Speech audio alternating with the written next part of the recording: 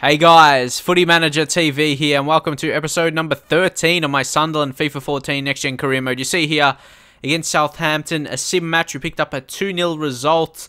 As you know, I said I'll be simming some more games, so I can basically get through this season, but more so focus the attention more so towards the cup games and build the atmosphere more so around them, because sometimes they get lost in an episode when you play a lot of games. If they like the second or third game, the build up to it isn't as good, because I have a couple of other games, and yeah, anyway, that's what I feel. I want to build the attention, especially for the Capital One Cup. Of course, I lost in the FA Cup against Millwall, but yeah, because my attention was I wanted to save my best starting 11 for the Capital One Cup matches to make sure I do get in the final, because I'm pretty sure if I get in the final, I'll make the Europa League, depending on my opponents, I guess. And if they are a top 4 team, I guess remains to be seen.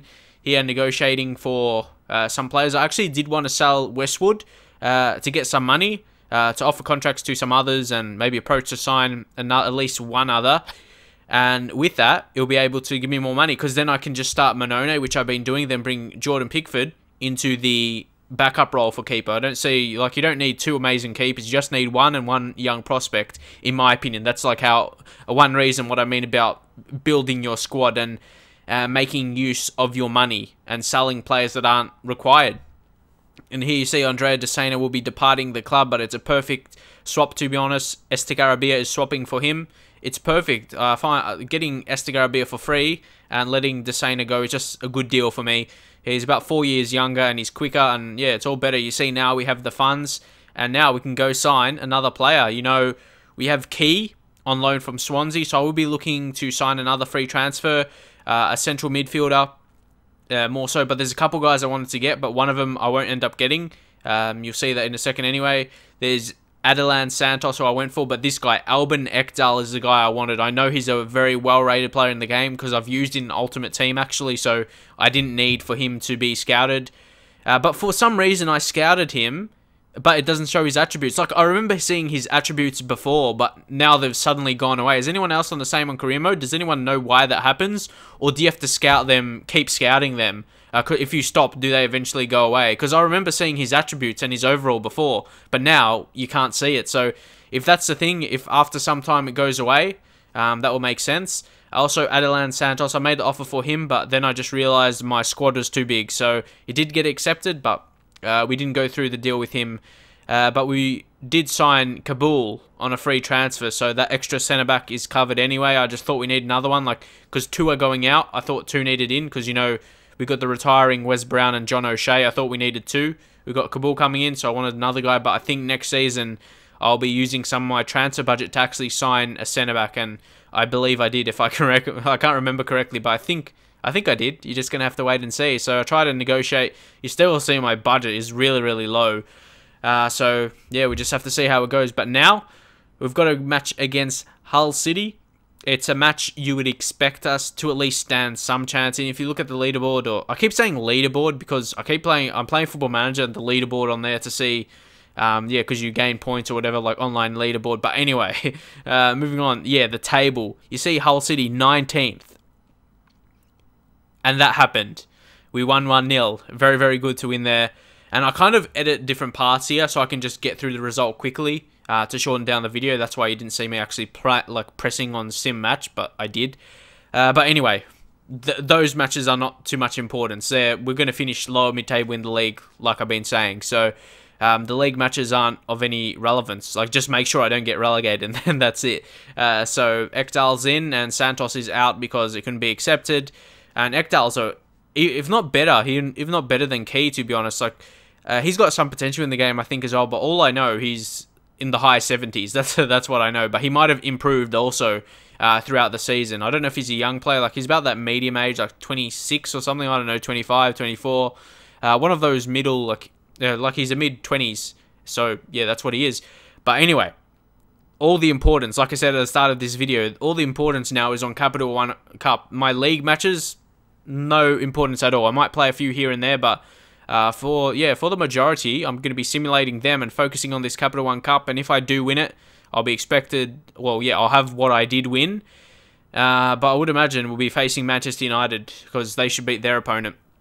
Well, I think it's Manchester United and Chelsea. I can't even remember. But anyway, regardless, I guess I kind of gave it away there. Yeah, Manchester United did actually make the final, and the winner of me or Derby is going to be facing them. So it's going to be tough. So is that it? If I lose in the final, do I still qualify for Europa League? Well, obviously, if I'm in the second season, I will know. But yeah, just moving on. I don't want to give away too much stuff. I don't want to give away what happened. But regardless, just for a situation, for argument purposes, if you are in the Europa League, for anyone else wondering as well, if you're in the Europa League final but you don't qualify for it, do you actually get in the Europa League or not? Or if you're in the did I say Europa League? If you're in the Capital One Cup final and you lose it, do you still qualify for Europa League? But you do need, if they're a top 4 team, if they qualify for Champions League, is that it? You only qualify for Europa League if the team that beat you in the final is already qualified for Champions League, like a bigger team, top 4 team. I think that might be the case, but correct me if I'm wrong. I'm not quite too sure. But again, I don't want to give away too much stuff that are happening. I've got to focus on this match here against Derby away. Away matches, you know, have been a bit difficult for me. My performances have been slowly improving, but it remains to be seen what happens in this game here today. All my players on good form, so I did sort of want to keep the majority of the players on, but of course, fitness still is very important, and you don't want to get injuries. You got to keep your energy levels high, or you will actually, in fact, get injuries. So, change some players. Mavri has actually been good for me, the right midfielder who I replaced for Januzaj, but he hasn't really improved so much. So that's a kind of a pressing concern for me. He's not really improving a lot in his attributes, so that's a bit of a concern for now. But of course, young players still have plenty of time to grow. But compared to Januzaj, Januzaj is really increasing a lot, but not surprised since he's 89 potential and he's starting most games for me. So that's just a general thing that will happen when you're starting a lot of games. But you see the defense there, it's really average. What, Reberge and Wes Brown, that's not really a dominant centre-back partnership, if you ask me, like a really high level. But here, Cavanda puts a ball in. Once again, it's just a similar situation to other games. There's no really goal. So you might think I defend bad, but I can still play up to this stage in a game without conceding a goal. So I don't think it's too bad. But here, Johnny Russell comes in. That was a good save. That was a really, really important save. So I was happy with that. You thought he probably would have scored there because, you know, I show the goals. But it's not over yet. The Bryson puts a ball in. And we get this. Right now, that's watching that again, it's just terror. Replay. It just released... Oh, I don't know idea why I said realistic. It's just very frustrating. It's very annoying. All those words you can think of. Look at that. It hits the post, lands to him, and he puts a sneaky header in. Really, really frustrating. But don't forget, we did win 1-0, so it's actually a draw on aggregate right now. So we're going to be looking to be playing extra time at the minute. Possibly a penalty shootout if we can't beat them. And like I said, we've got a pretty lucky draw in this Capital One Cup. The hardest team we played was Newcastle, who's been playing bad in this league as well this season. Not in real life, I mean in the game. They're like near the bottom 3. They finished near there anyway. So it's been decent. Late, Mafia's trying to put a cross in. And yeah, I've noticed, like, at least, look at that. We should have got a corner and the game was over. That was probably the worst one ever. But look there, we both have 5 shots on target. A bit unlucky for me not to score. And Altidor's injured. And yeah, as I was going to say, I keep finding it harder and harder to score from crosses with Altidor as the season goes by, which is unfortunate because, yeah, it's hard to score. And that's why I did change to 4-3-3 in the second season, so I can be really less focused on trying to cross it. I've always want to have that passing game, and I do want to introduce that in my gameplay and not just go for all those crosses all the time.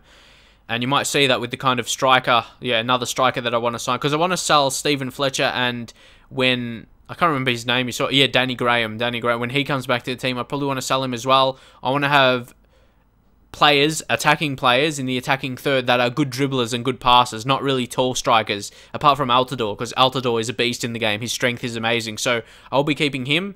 We'll be able to play him in just different games, like it depends who's our opponent, and we've got to analyse our opposition, how strong their centre-backs and all that kind of stuff, but more often than not, I want to play with small players. But also, we've got Connor Wickham again, so it's really hard to say. We've got all these tall strikers in our team, but I want to play a different way.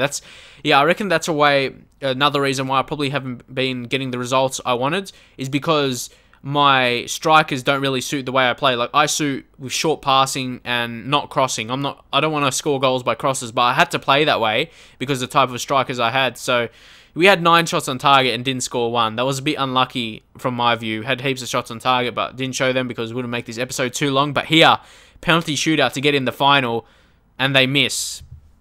I don't know about you, but against me, the opposition are crap at penalties. I'm not sure why it is, but yeah, they're just crap.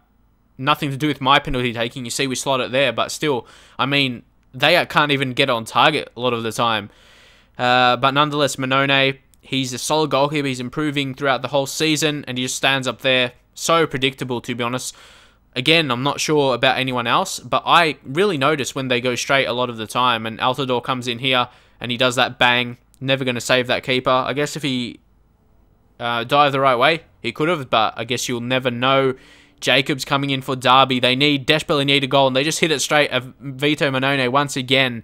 And I knew I was going to win from here, so I was up and about. I'm going to make the final.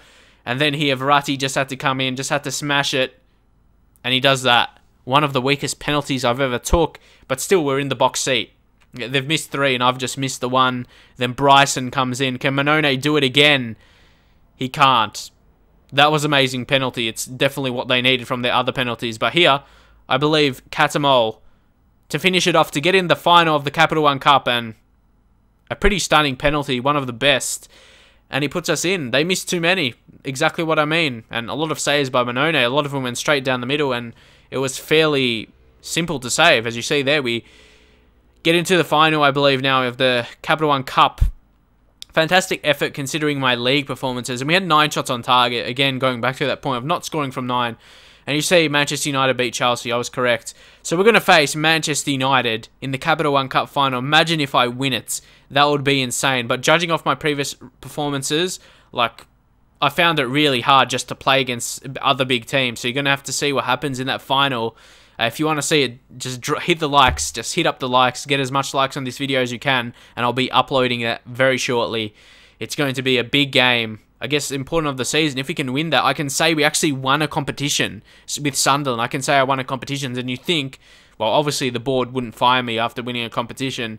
And I avoid relegation as well. So after that, it's a pretty successful season. After a pretty bad start, we're sitting in 13th in the league. Like I said, that's why I simulated all the league games from here. Because 13th, I'm not going to get relegated. And I'm not going to get in that top 6 position anyway. So I thought, what was the point of playing? Like, it was just a waste of time. And I thought I could get to the end of the season quicker. Do transfers, which is my favourite part of the game, to be honest. That's another reason why I did it. The transfer window and bringing in youth players is probably my favourite part of career mode.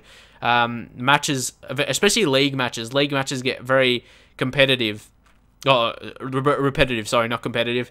And yeah, they're just really similar. But league or cup matches, yeah, cup matches are really exciting because it feels more, the atmosphere is up, and when you win it, it's good celebrations. And of course, when you're not really in a chance with winning the Premier League, it's the next best you can do.